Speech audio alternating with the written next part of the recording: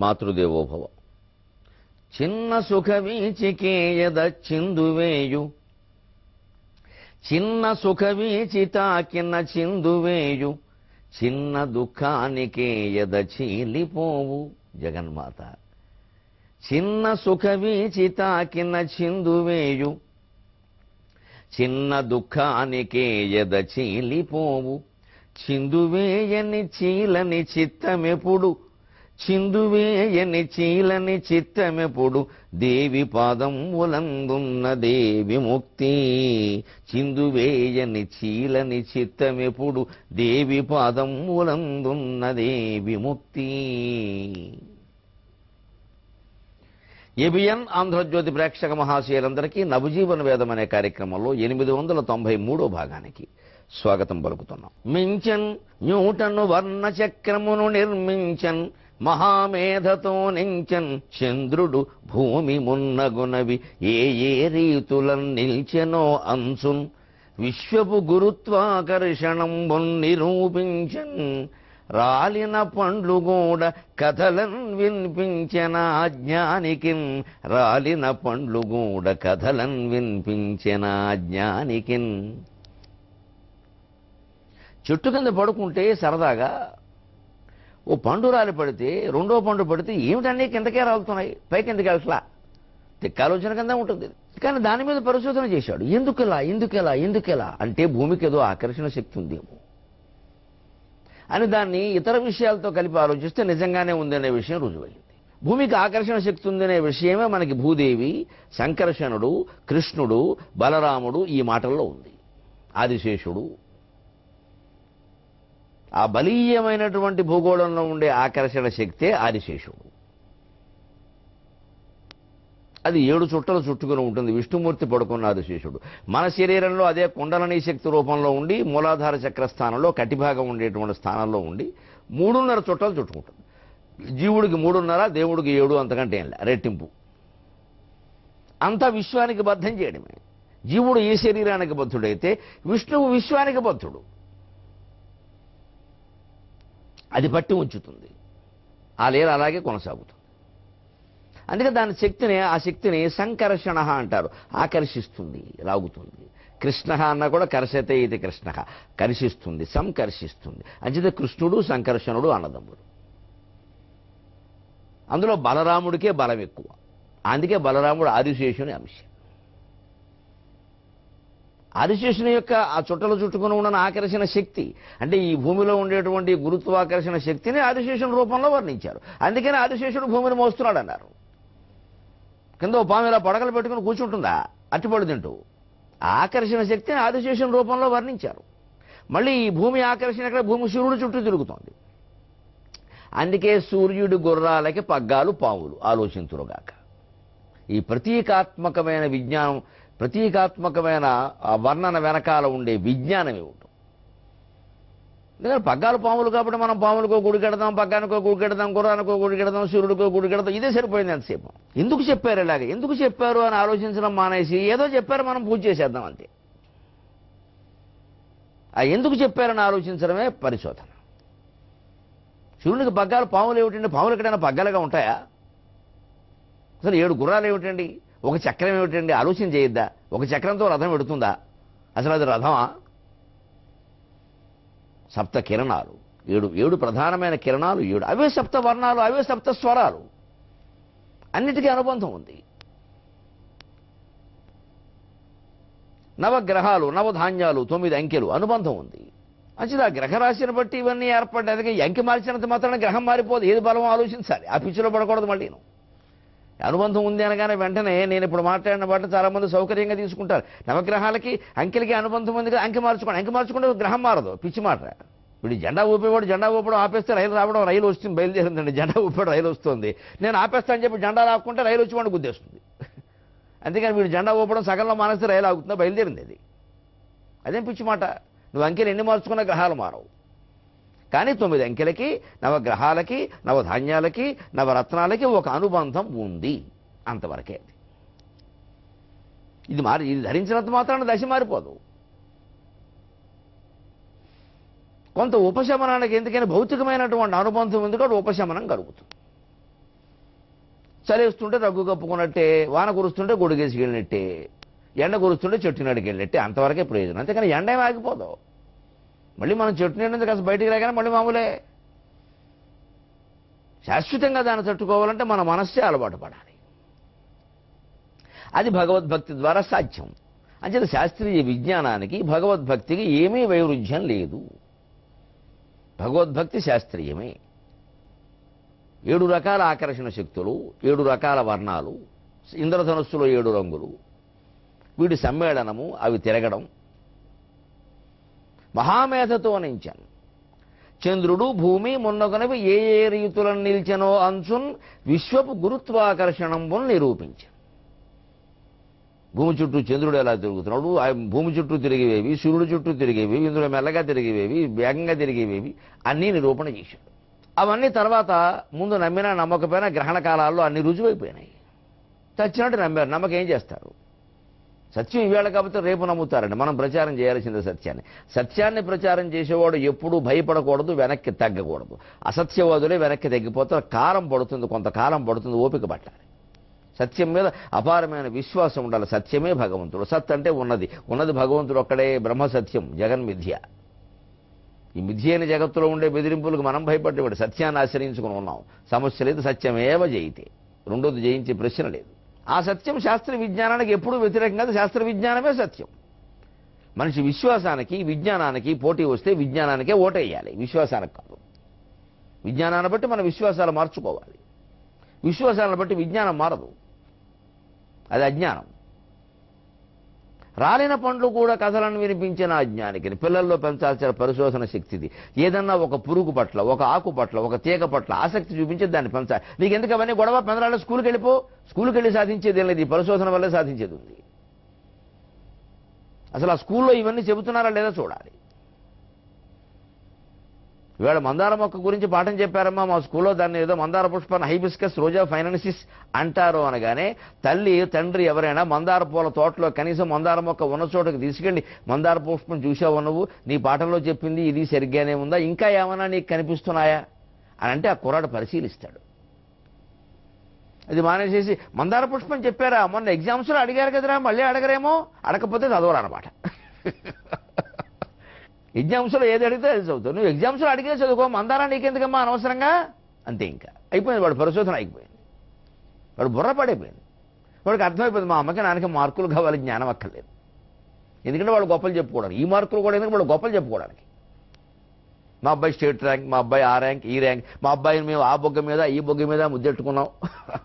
మధ్యలో కుర్రాన్ని నుంచోబెట్టి ఇటు వీరు అటు వారు ఊహ ముద్దెట్టుకోవడం. ఇది పెద్ద పేపర్లో రావడం. దాన్ని బట్టి ఏమవుతుంది, ఎవరేస్తారు ఈ ప్రకటన? తల్లిదండ్రులు వేయరు, ఆ సంస్థ వాళ్ళు వేస్తారు. ఎందుకంటే 1000 మంది అక్కడ చేరిపోతారు. వీళ్ళైతే ముద్దెట్టుకున్నారు, వాళ్ళు మాత్రం ఇంక మొత్తం గుద్దుకోవలసిందే, ఇంకా కోట్లు కట్టేసి. దాని గురించి అప్పకవి ఆయన రాసిన పద్యాలు చాలా తక్కువ, కానీ అప్పకవి చెబుతాడు. గణపతి మీద పద్యం రాస్తాడు. ఇలాగ గణపతి ఓ రోజు ఇలా కూర్చొని ఉంటే తల్లిదండ్రి మధ్యలో కూర్చున్నట్ట. గణపతి రూపాన్ని చూసి పెద్ద కొడుకు అందులో ముద్దొచ్చి శివుడు ఇటువైపు నుంచి, పార్వతీదేవి ఇటువైపు నుంచి ముద్దెట్టుకుంటున్నారట. ఇద్దరు ర్యాంక్ వచ్చిన పిల్లాన్ని తల్లిదండ్రి ముద్దెట్టుకున్నట్టే. కాదా పత్రికల వాళ్ళు ఎవరు చూడలేదు, పర్వతం మీద ఉన్నవాళ్ళు చూస్తున్నారు అక్కడ, అంతే. ముద్దెట్టుకుంటుంటే గణపతి చమత్కారంగా ఓ పని చేసేట, టక్కమని ఇలా వెనక్కి దిగట్ట. వీళ్ళిద్దరూ ఒకళ్ళొకళ్ళు ముద్దెట్టుకున్నట్టు అయింది. అసంకల్పితమైన సుంబర చర్యలు గణపతి తల్లిదండ్రులకు అందించిన గణపతికి నమస్కారం అంటాడు అప్పకవి. అలాగా ఈ ముద్దెట్టుకోవడాలు ముక్కట్టుకోవడాలు కాదండి పరిశోధన అంటే, ర్యాంకులండి. అది ఆవేళ కాసేపు. అది ఆయన దృష్టి పరిశోధన మీద కొనసాగుతోందా అని చూడప్పుడు రాలిన పళ్ళు కూడా మంచి కథలు వినిపిస్తాయి. అదే రకమైనటువంటి చిన్న చిన్న చర్యల నుంచి శాస్త్రీయ విజ్ఞానాలు గ్రహించినట్టే తత్వాన్ని గ్రహించిన మహానుభావులు ఉన్నారండి. అదే రకంగా ఇంచుమించు ఆ పండు రాలడం లాంటిదే. అటువంటి చర్య నుంచే ఒక మహత్తరమైనటువంటి వేదాంతి లోకానికి అందించినటువంటి తాత్విక పరిజ్ఞానం ఎటువంటిదో ఒక క్షణం విరామంలో తెలుసుకుందామండి. పరిశోధన అంటే కేవలం ప్రయోగశాలలో చేసేది కాదండి, మనస్సులో చేసే తీవ్రమైన ఆలోచన, దానికోసం పడే తీవ్రమైన తపన, అదంతా పరిశోధనే. శంకరాచార్య స్వామి ఈ లోకం కోసం ఎంతో తీవ్రమైన తపన పడ్డారు. దీన్ని బాగు చేయాలి, దీన్ని బాగు చేయాలి, దీన్ని బాగు చేయాలి. వివేకానందుడు అంత తపన పడ్డాడు. మళ్ళీ లేకపోతే బయట తిరగాల్సిన అవసరం ఈ ఇద్దరు మహానుభావులకి లేదు. గురువు అనుగ్రహం వల్ల ఆత్మసాక్షాత్కారమైంది వివేకానందుడికి. ఎందుకు ఇంక గొడవ ఓ చోట కూర్చోక? అసలు అవసరమే లేకుండా పుట్టుకతోనే అవతార స్వరూపుడు శంకరాచార్య స్వామి. ఆయనకి ఎందుకు ఈ పని? 8 ఏళ్ళు ఇంట్లో పెరిగి 8 ఏళ్ళు ఎక్కడో చదివి గోవింద భగవత్పాదులని అక్కడి నుంచి 16 ఏళ్ళు దేశం అంతా తిరిగి ఎందుకు వచ్చిన గొడవలు ఇవన్నీ? లోకం కోసం కాకపోతే తపన. అందుకే న్యూటన్కి పండు రాలి పడితే భూమి గురుత్వాకర్షణ శక్తి ఉంది అని నిరూపించగలిగిన శక్తి ఆలోచన కలిగినట్టే శంకరాచార్య స్వామి ఒక చిన్న సంఘటన ద్వారా మనిషి ఎలా పతనమైపోతాడో చెప్పాడండి తాత్వికంగా. ఆయన దృష్టి అంతా అది. ఈ భూమి ఆకర్షణ గ్రహాలు ఇది చెప్పడం ఆయన ఉద్దేశం కాదు. ఆయనదంతా తాత్వికం. మనిషి మనస్సు, అది మనస్సు మీద పరిశోధన. సరిగ్గా పిల్లాడు ఆడుకుంటున్నాడు బంతితో. ఆ బంతి అతని చేతుల్లోంచి కింద పడింది. బంతి ఏమైందో గమనించండి, మీ జీవితం ఎందుకు దెబ్బతింటుందో అర్థమవుతుంది అని శంకరాచార్య వివేక చూడమని.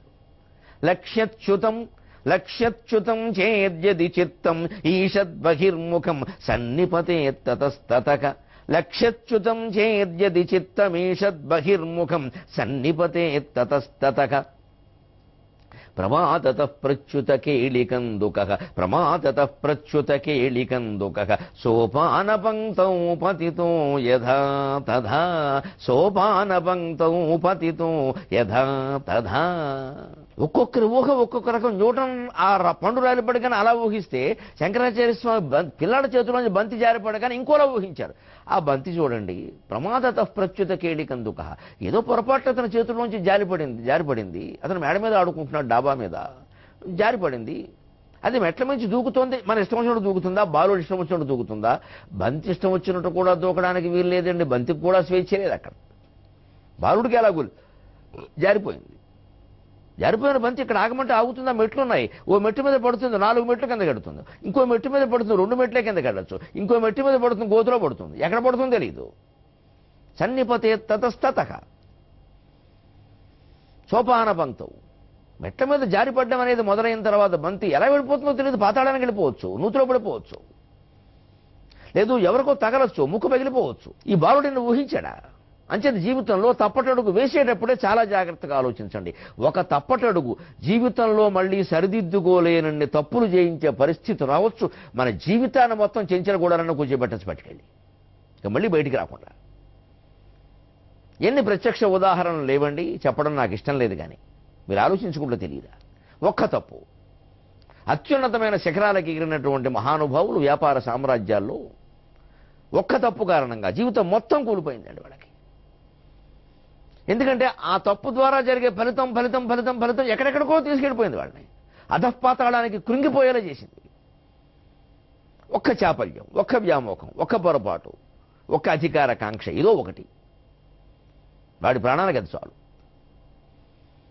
ఎంత గొప్ప తత్వం లాగారు శంకరాచార్య బంతి జారిపడ్డ నుంచి.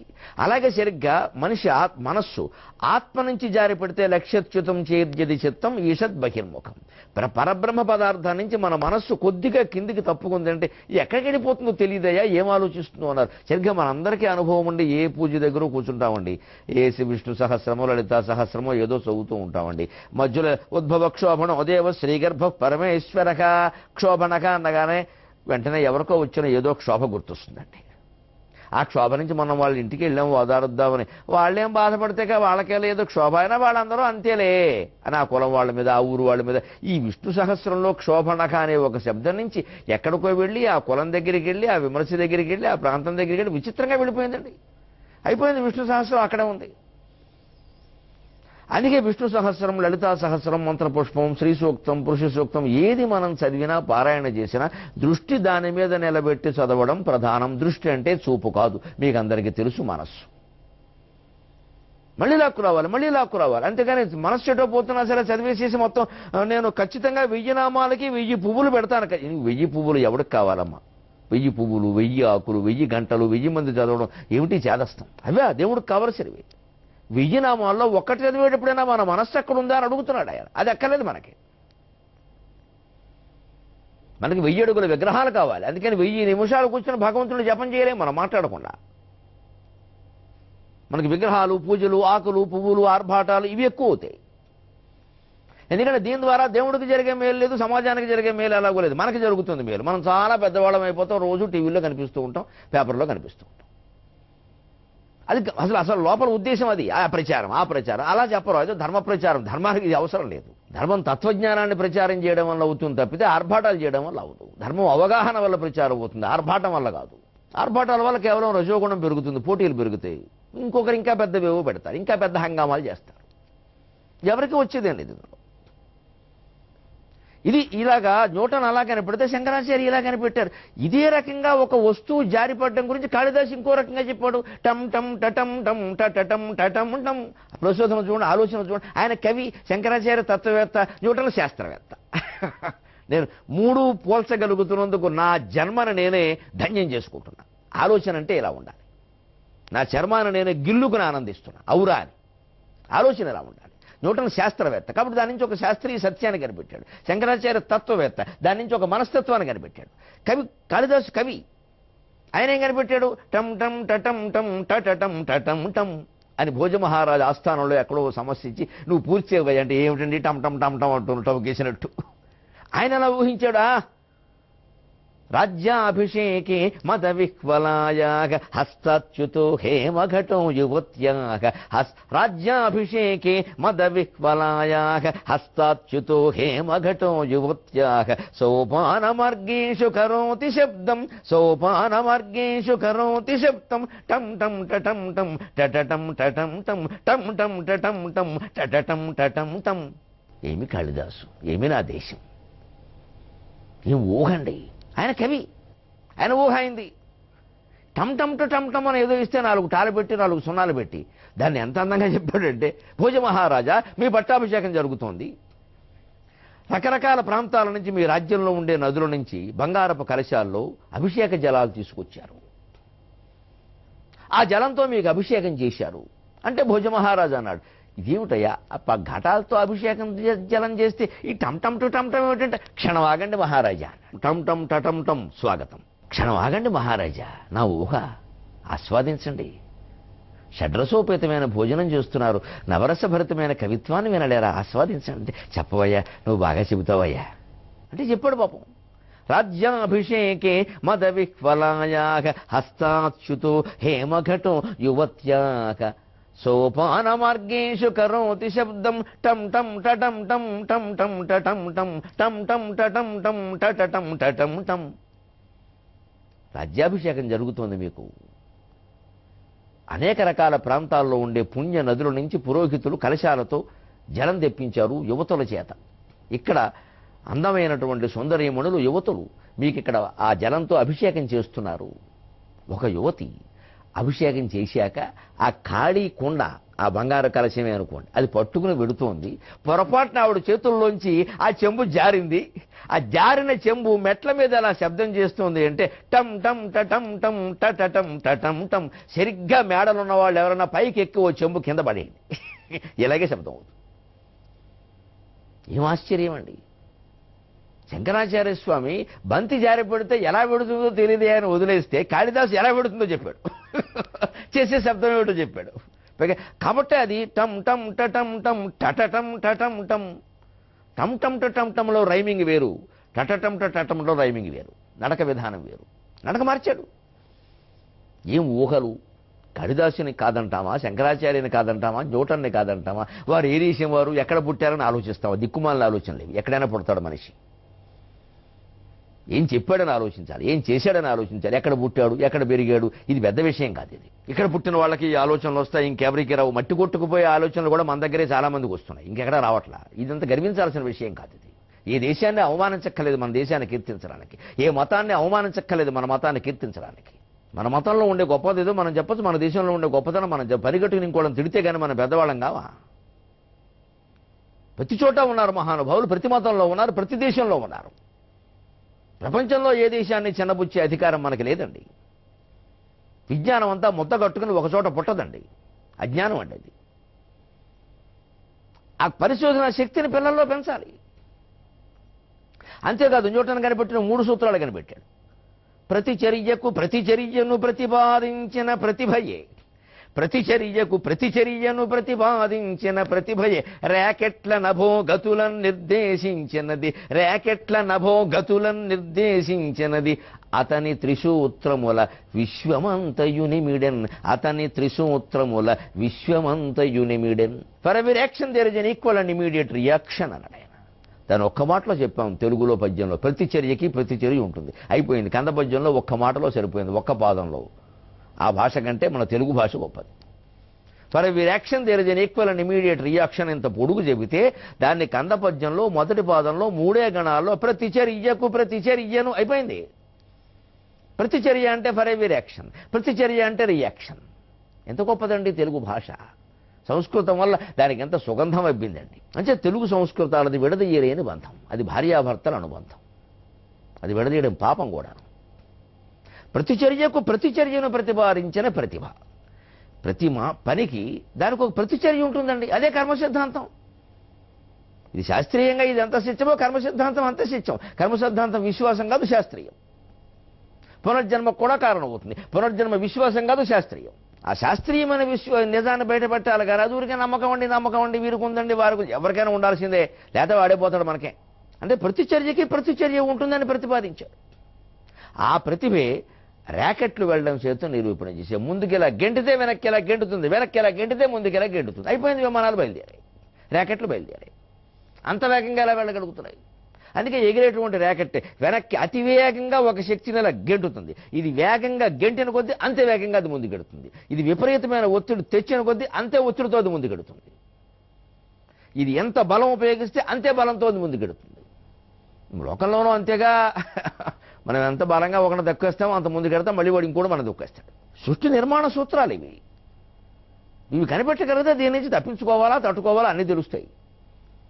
అతను త్రిసూత్రముల విశ్వమంతా ఈయనబడి. న్యూటన్స్ థర్డ్ లా ఇదే.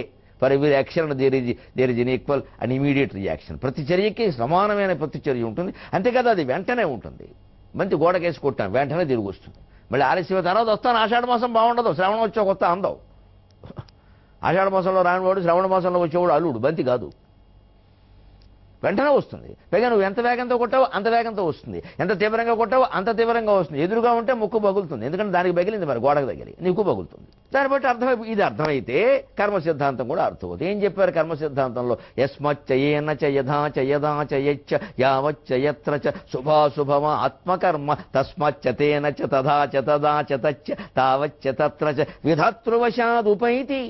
యస్మాచ్చ ఎవరి వలన, ఏనచ ఎవరి చేత, ఎందుచేత, యథాచ ఏ విధంగా, యదాచ ఎక్కడైతే, యచ్చ ఏదైతే, యావచ్చ ఎంతవరకైతే, ఎత్రచ ఏ ప్రదేశంలో అయితే. శుభాశుభం ఆత్మకర్మ, పుణ్యం గాని పాపం గాని నువ్వు చేశావో అక్కడే సరిగ్గా. తస్మాచ్చ అతని వలననే, తేనచ అందుచేతనే, తథాచ ఆ విధంగానే, తదాచ అప్పుడే, తావచ్చ అంతవరకే, తత్రచ ఆ ప్రదేశంలోనే, విధాతృవశాదూపైతే అనుభవించి తీరతాం. ఇది మొత్తం శాస్త్రీయం కాదండి. మన అజ్ఞానం ఏమిటంటే for every reaction there is an equal and immediate reaction అంటే అది సైన్స్ అండి. యస్మాచ్చ ఏనచ యథాచ ఇదంతా సంస్కృతం అండి. బ్రాహ్మణులు రాసుకోవారండి, వాళ్ళకే పని లేదు ఇక్కడ. భాషను బట్టి భావాన్ని నిర్ణయిస్తామండి. భావం యొక్క సత్యాన్ని బట్టి కదా మనం నిర్ణయించాల్సింది. భాషను బట్టి ఎలా నిర్ణయిస్తారు? సంస్కృతంలో చెప్పినంత మాత్రం అన్ని గుడి నమ్మకాలే. ఇక భాషకు మంచి విషయం చెప్పే అధికారం లేదా? ఎంత అజ్ఞానం! ఈ అజ్ఞానం కారణంగా మనం సంస్కృత గ్రంథాలన్నీ అటకెక్కించాం. సంస్కృతం అంటేనే మతం తీసేయండి. మళ్ళీ ఈ మాట్లాడే పెద్ద మనుషులు స్కూల్స్ కాలేజీలు పెట్టి అక్కడేదో బుద్ధుడో సిద్ధుడో ఓ బొమ్మెట్టి ఆయన చుట్టూ సంస్కృతం సూక్తే రాస్తారు. మరి ఓ పక్క సంస్కృతాన్ని ద్వేషిస్తారు. అంటే మన అవసరాలకు ఏదైనా పర్వాలా? ఈ కపట కృత్యాలకే నా ముగింపు పలకాలండి. సెలవు.